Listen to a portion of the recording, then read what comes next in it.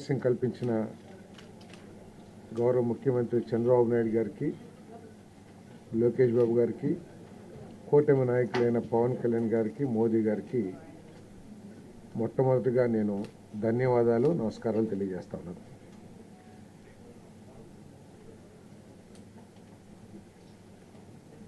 కూటమి నాయకులైన చంద్రబాబు నాయుడు గారు, పవన్ కళ్యాణ్ గారు, మోడీ గారి మీద అనేక ఆకాంక్షలతో, ఎన్నో ఆశలతో, చరిత్రలో లేని విధంగా అఖండ విజయం చేకూర్చిన ప్రజలకి, కూటమి కార్యకర్తలకి రుణపడి ఉంటానని తెలియజేస్తూ, వారి సమస్యల పరిష్కారానికి చంద్రబాబు నాయుడు గారి నాయకత్వాన్ని బలపరచడానికి నేను కృషి చేస్తానని చెప్పేసి కూడా తెలియజేస్తా ఉన్నాను. మరికపోతే హౌసింగ్ డిపార్ట్మెంట్కి సంబంధించినంత వరకు నిన్ననే రివ్యూ చేయటం జరిగింది. గత 5 సంవత్సరాలు ఈ కార్యక్రమం ఏ విధంగా జరిగిందని చెప్పేసి నిన్న రివ్యూ చేశాం. ఇదంతా కూడా నేతి బీరకాయ, వైఎస్ఆర్ కాంగ్రెస్ ప్రభుత్వంలో నేతి బీరకాయ సామెత గుర్తొచ్చే విధంగా ఈ హౌసింగ్ ప్రోగ్రాం జరిగిందని చెప్పేసి మీ అందరికీ తెలియజేస్తా ఉన్నాను. ఎందుకంటే 2019-2024 మధ్య 20.6 lakhs ఇళ్ళు శాంక్షన్ చేస్తే కేంద్ర ప్రభుత్వం నుంచి పేదవాళ్ళందరికీ ఇల్లు అని చెప్పి అట్టాసంగా చెప్పిన ప్రభుత్వం, గత ప్రభుత్వం కేవలం 6.8 లక్షలు మాత్రమే, 6.8 lakhs మాత్రమే కంప్లీట్ చేయగలిగింది. మిగిలిన 13.8 లక్షల ఇళ్ళు పూర్తిగా అసంపూర్తిగా ఉన్నాయి. దాంట్లో 5.5 లక్షల ఇళ్ళు అసలు ప్రారంభం కూడా కాలేదని చెప్పేసి మనం చేస్తాం. ఇకపోతే చాలా గొప్పగా చెప్తూ ఉండేవాళ్ళు గత ప్రభుత్వం, అందరూ కూడా మీ అందరికీ తెలిసిందే, పేదల ప్రభుత్వం, ఎస్సీ ఎస్టీ బీసీల ప్రభుత్వం అని చెప్పిన గత ప్రభుత్వం గృహ నిర్మాణంలో మాత్రం ఈ పేద వర్గాలందరికీ కూడా అన్యాయం చేసిందని చెప్పేసి మనం చేస్తా ఉన్నాను. నేను ఏ విధంగా అంటే, తెలుగుదేశం ప్రభుత్వం హయాంలో అంటే 2014-2019 మధ్యలో 2,50,000 యూనిట్ కాస్ట్గా ఉన్న గృహం యూనిట్ కాస్ట్గా ఉంటే, ఈ ప్రభుత్వం వచ్చిన తర్వాత, వైసీపీ ప్రభుత్వం వచ్చిన తర్వాత ఆ యూనిట్ కాస్ట్ని మొత్తం 1.8 lakhsకి తగ్గించేసింది. తగ్గించడమే కాకుండా రూరల్ కొన్ని అర్బన్ డెవలప్మెంట్ ఏరియాలు అయితే రాష్ట్ర ప్రభుత్వం ఒక్క పైసా కూడా బెనిఫిషరీకి ఇవ్వాల. మున్సిపల్ పరిధిలో మాత్రం 10,000 మాత్రం ఇచ్చారు, 30,000 మాత్రం ఇచ్చారు. 2014-19 మధ్యలో చంద్రబాబు నాయుడు గారు ముఖ్యమంత్రిగా ఉన్నప్పుడు ₹1,00,000 రాష్ట్ర ప్రభుత్వ వాటాగా ఈ స్కీమ్ని నిర్వహించారని చెప్పేసి ఈ సందర్భంగా తెలియజేస్తా ఉన్నాను. నేను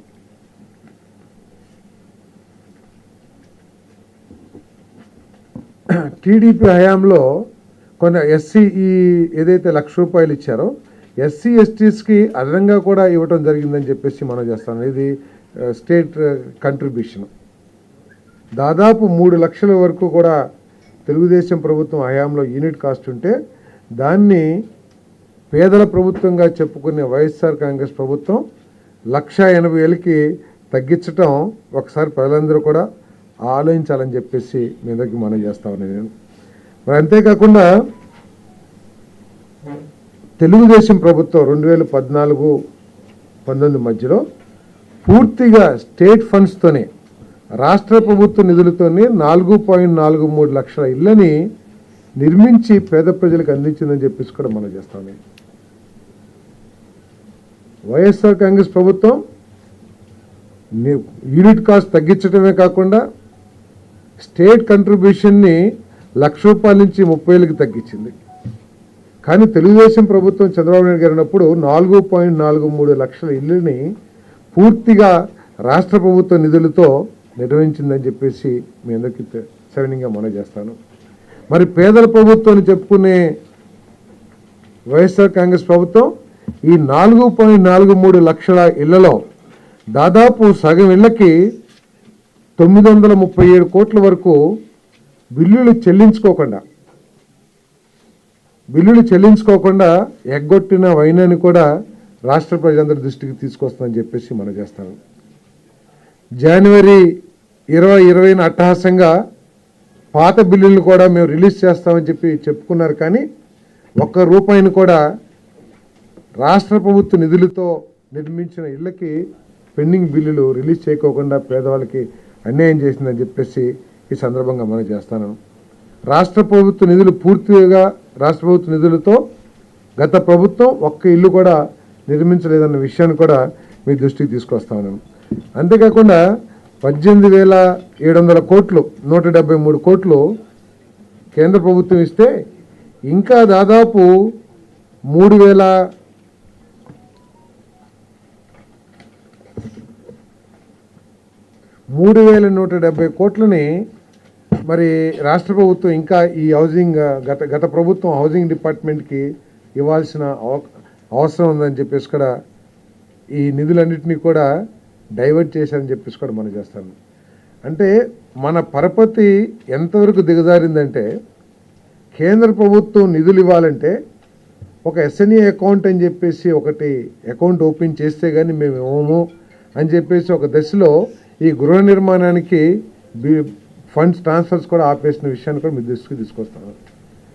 ఇటువంటి డైవర్షను మిస్యూజ్ జరుగుతుందనే ఉద్దేశంతో 7% పీనల్ ఇంట్రెస్ట్ కూడా ప్రభుత్వం మీద కేంద్ర ప్రభుత్వం వేయటమే కాకుండా దాదాపు 27 కోట్ల రూపాయలు మనం పీనల్ ఇంట్రెస్ట్ కూడా కేంద్ర ప్రభుత్వానికి చెల్లించామని చెప్పేసి ఈ సందర్భంగా తెలియజేస్తామని నేను. మరి మా మీద ఉన్న బాధ్యత 13.8 లక్షలు ఏదైతే పెండింగ్లో ఉన్నాయో ఇల్లులు, ఆ ఇళ్ళనన్నింటినీ కూడా పూర్తి చేయాల్సిన బాధ్యత ఈ ప్రభుత్వం మీద ఉందని చెప్పేసి మనం చేస్తాను నేను. మరి తప్పుకోకుండా ఆ ఇళ్ళనన్నింటినీ కూడా పూర్తి చేస్తానికి ఈ చంద్రబాబు నాయుడు గారి ప్రభుత్వం కట్టుబడి ఉంది అని చెప్పేసి కూడా తెలియజేస్తూ, మరి అంతేకాకుండా ఈ ఇళ్లలో మౌలిక సదుపాయాలు కూడా మన లేఅవుట్స్లో మౌలిక సదుపాయాలు కూడా పెద్ద సమస్యగా మారిపోయింది. గత ప్రభుత్వం చంద్రబాబు నాయుడు గారి ప్రభుత్వం ఈ మున్సిపాలిటీస్కి అతి దగ్గరలో ల్యాండ్ ఎక్విజిషన్ చేసి టిట్కో ఇళ్ళు ప్రారంభిస్తే ఈ ప్రభుత్వంలో ఈ లేఅవుట్లని నివాసయోగ్యం లేని ప్రాంతాల్లో, నిర్మాణానికి అనువుగా లేని ప్రాంతాల్లో ఈ సైట్స్ని ఈ ల్యాండ్ ఎక్విజిషన్ చేయటం మూలంగా ఈ స్కీమ్ కుంటుపడిందని చెప్పేసి కూడా మీ అందరికీ మనం చేస్తాను నేను. ఎందుకంటే చాలా చోట్ల చెరువుల్ని ఎక్వైర్ చేశారు, కొండ వాలు ప్రాంతాలని ఎక్వైర్ చేసేసారు, శ్మశానాలు పక్కన ఎక్వైర్ చేశారు. ఊరికి 10 కిలోమీటర్లు 15 కిలోమీటర్లు ఎక్కడైతే మౌలిక వసతులు కానివ్వండి, లేదా పేదవాళ్ళు వాళ్ళ జీవనోపాధి కోసం ఎక్కడ అవకాశాలు లేని చోట్ల వీటిని ఈ ల్యాండ్ ఎక్విజిషన్ చేయటం మూలంగా ఈ స్కీమ్ కుంటుపడిందని చెప్పేసి కూడా నేను మీ అందరికీ సేవనీయంగా మనం చేస్తాను. మరి ఈ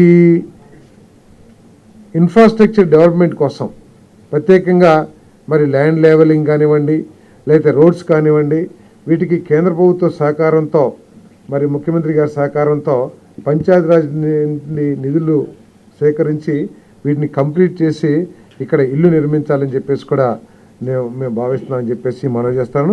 అంతేకాకుండా ఈ ప్రభుత్వం ప్రతి మాటకి ఏమంటుందంటే దేశంలో ఏ ముఖ్యమంత్రి లేని విధంగా మేము చేసామని చెప్పేసి చాలా గొప్పగా చెప్తూ ఉంటారు. మనందరం కూడా విన్నాం. వాస్తవానికి ఈ హౌసింగ్ ప్రోగ్రాం చూస్తే వెస్ట్ బెంగాల్ 45,69,000 ఇళ్ళు కట్టుకున్నారు ఈ 5 సంవత్సరాలు 2019, 2024 సమయంలో 45.69 లక్షలు. మధ్యప్రదేశ్ 37 లక్షల ఇళ్ళు 37.99 లక్షలు, బీహార్ 37.01 లక్ష, ఉత్తరప్రదేశ్ 36.15 లక్ష. బాగా అభివృద్ధి చెందింది ఆంధ్రప్రదేశ్ అని చెప్పుకునే ఈ ప్రభుత్వంలో మనకి కేవలం 20.6 లక్షల ఇల్లు రావటమే కాకుండా దాంట్లో కేవలం 6.8 లక్షలు మాత్రమే మనం కంప్లీట్ చేసుకోమని చెప్పేసి మనం చేస్తా ఉన్నాం. అంటే దేశమంతా పేదవాళ్ళకి ఇల్లు ఏర్పాటు చేసే కేంద్ర ప్రభుత్వ సహకారంతో ఇల్లు ఏర్పాటు చేసే అవకాశం ఉన్నా కూడా ఈ ప్రభుత్వ నిర్లక్ష్య ధోరణి కానివ్వండి, నిధుల మిస్యూజు, డైవర్షన్ కానివ్వండి, దాని మూలంగా ఈ గృహ నిర్మాణ పథకం మొత్తం కూడా కుంటుపడిందని చెప్పేసి మనం చేస్తూ దీన్ని మళ్ళీ గాడిలో పెట్టి పేదవాళ్ళందరికీ కూడా ఇల్లు ఇచ్చే కార్యక్రమాన్ని ఈ ప్రభుత్వం చేయబోతుందని చెప్పేసి మీ అందరికీ సెవెనింగ్ అమలు చేస్తాను. అంటే మిస్యూజ్ అంటే ఇప్పుడు నిధులు ఏ పర్పస్ కోసమైతే వచ్చినాయో, ఏ పర్పస్ కోసమైతే కేంద్ర ప్రభుత్వం ఇచ్చిందో ఆ పర్పస్ కోసమే వినియోగించాలనేది కామన్ ఐడియా పరిపాలన. ఎప్పుడైతే ఆ నిధులు సంబంధిత శాఖకి ట్రాన్స్ఫర్ కాలేదో ఆ నిధులు మిస్యూజ్ అయిపోతాయి. దేనికి వాడినా కూడా అది మిస్యూజ్ అయినట్టే. అది ఋషికొండ రాజభవనానికి వాడి ఉండొచ్చు, లేకపోతే పథకాలు ఇవ్వడానికైనా వాడి ఉండొచ్చు, లేకపోతే కావాల్సిన కాంట్రాక్టర్లకి బిల్లులు చెల్లించుకుంటానికైనా ఇచ్చి ఉండొచ్చు, ఏదైనా కావచ్చు. మిస్యూజ్ అండ్ డైవర్షన్, మిస్యూజు డైవర్షన్ జరిగింది కాబట్టే 27 కోట్ల పీనల్ ఇంట్రెస్ట్ రాష్ట్ర ప్రభుత్వం కేంద్ర ప్రభుత్వానికి చెల్లించాల్సి వస్తుంది.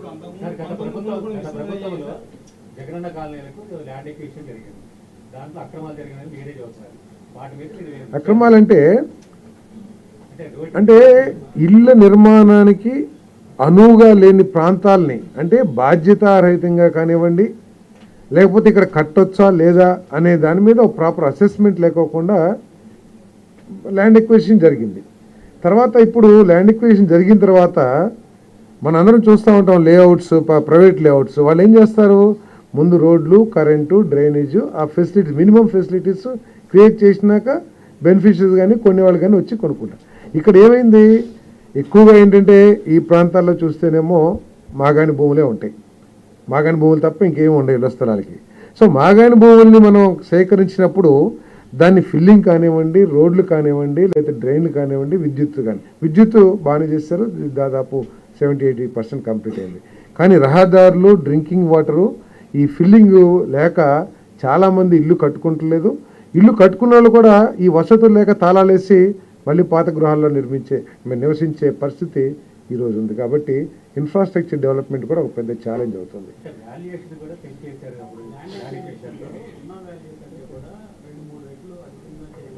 అంటే అది ల్యాండ్ ఎక్విజిషన్ యాక్ట్ ఉంది, 2013 యాక్ట్ ప్రకారం తీసుకున్నారో లేకపోతే ఏ విధంగా తీసుకున్నారో.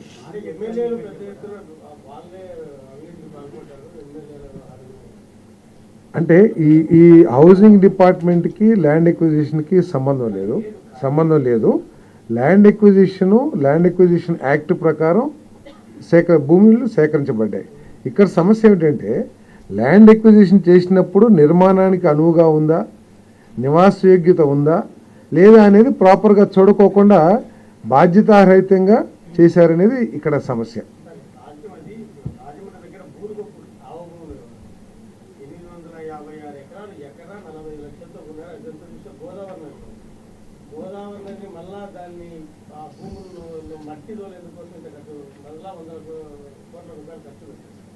అదే అంటున్నాను, అదే నేను చెప్పేది ఏంటంటే మీకు నిర్మాణానికి అనువుగా, నివాసయోగ్యానికి అనువుగా లేని ప్రాంతాల్లో అక్కడ ఆ భూములు అంటున్నారు, అక్కడ వేరే భూములు తీసుకోవచ్చు.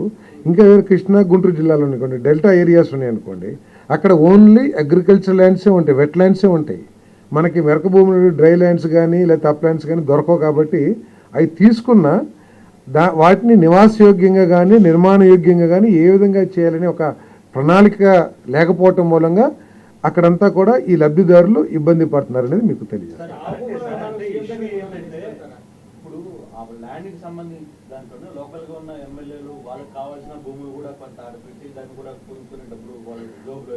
అది చెప్పండి. అంటే నేను చెప్పేది ఏంటంటే ఎమ్మెల్యేలు సేకరించినా లేకపోతే ప్రభుత్వం సేకరించినా అవి నివాసయోగ్యం, నిర్మాణయోగ్యమా కాదా అనేది ఇక్కడ సమస్య.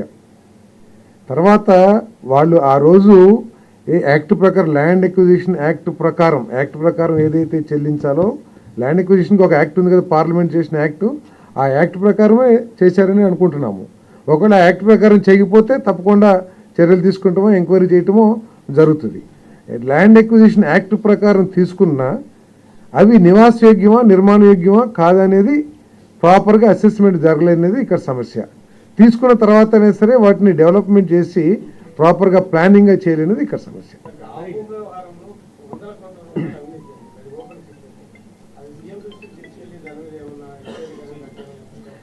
ఏ అవకతవకలు జరిగినా కూడా తప్పుకోకుండా ఎంక్వైరీలు జరుగుతాయి.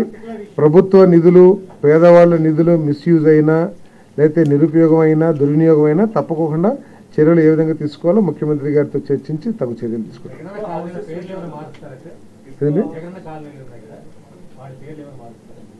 తప్పకుండా ఆలోచన చేస్తారు. ఇప్పుడు దాకా అయితే దాని మీద ఏమి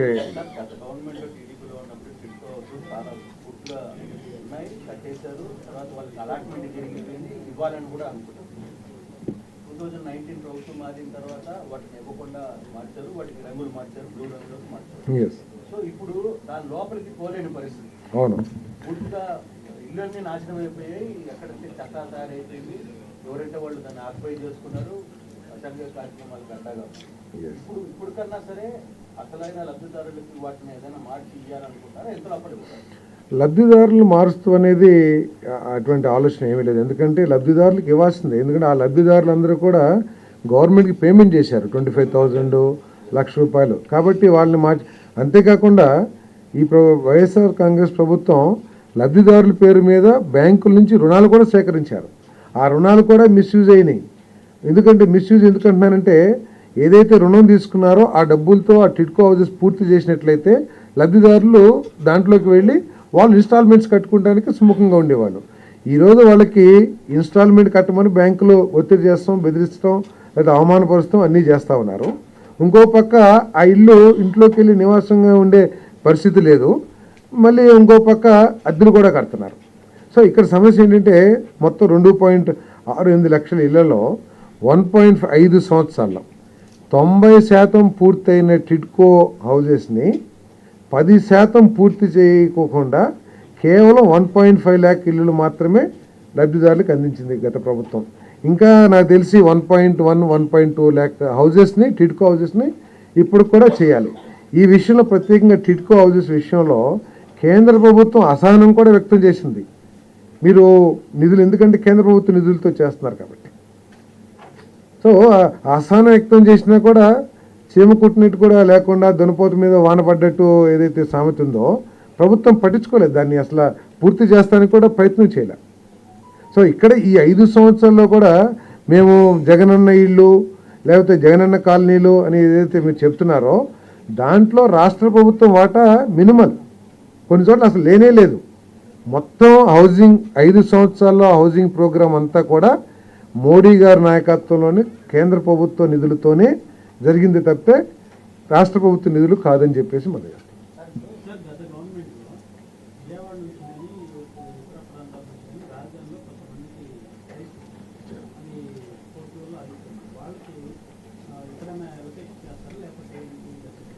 ఇప్పుడు ఎలాంటి మీరు చెప్పినట్లు కోర్టులో ఉన్నాయి కాబట్టి కోర్టు కేసులు ఏ పరిస్థితిలో ఉన్నాయనేది ఒకసారి రివ్యూ చేయాల్సిన అవసరం ఉంది. సో దాని మీద ప్రభుత్వం ఒక ఆలోచన చేయాలి. ఎందుకంటే అమరావతిని మళ్ళీ ఇంటర్నేషనల్ సిటీ లాగా అభివృద్ధి చేయాలని చెప్పేసి పనులన్నీ త్వరితగతిన జరుగుతున్నాయి. సో ఈ కోర్టు లిటిగేషన్స్ని ఏ విధంగా అధిగమించాలి ఇవన్నీ కూడా ప్రభుత్వం ఒక ఆలోచన చేయాల్సిన అవసరం ఉంది.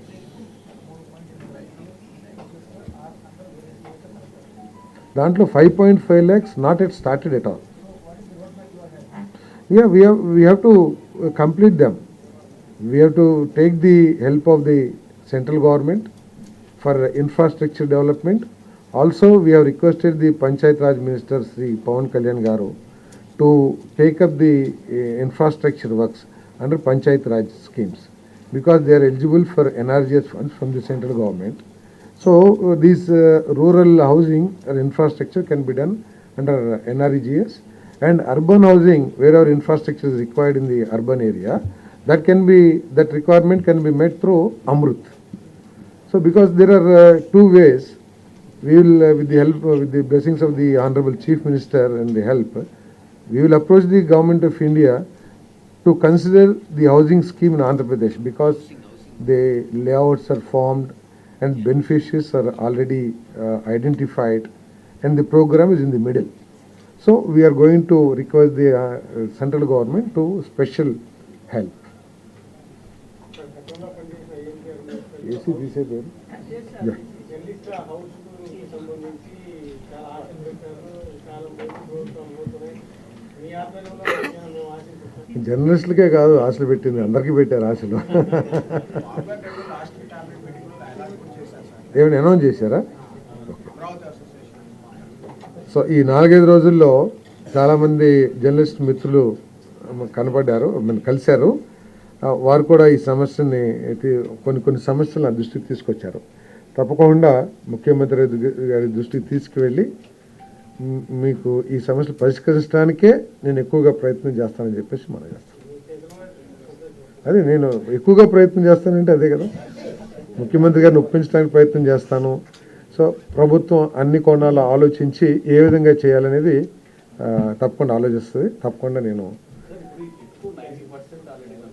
Yes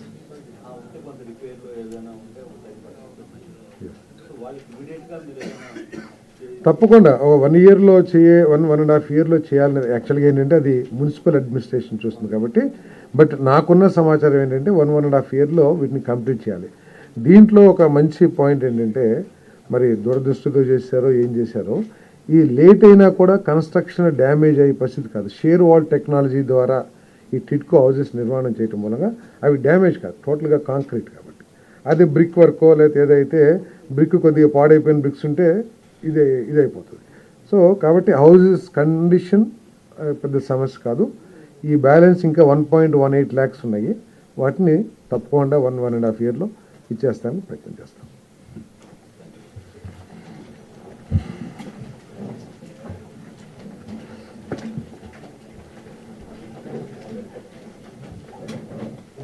Okay, thank you, sir. I need your cooperation.